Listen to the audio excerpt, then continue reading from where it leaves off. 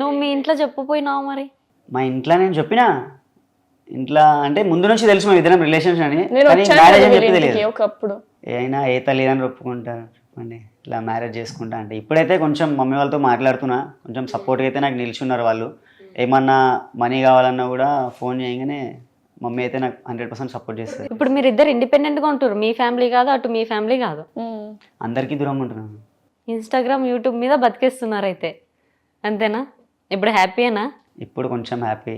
కొంచెం 3 months అయ్యింది. ఏ promotion వచ్చినా, ఏ ప్రమోషన్ 3000 ఉండని, 8000 ఉండని, యూట్యూబ్ది 15,000 అని ఉండని, కంపల్సరీ మీకు చెప్తా. ఈమెకి ఎందుకు చెప్తా అంటే ఈ ఫేస్లో నేను స్మైల్ చూడడానికి.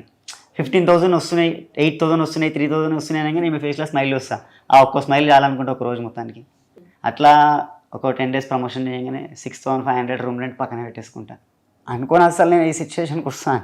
ఇప్పుడైతే ప్రజెంట్ అయితే ఓకే కదా అంతా? ఇప్పుడు ప్రజెంట్ అయితే ఓకే.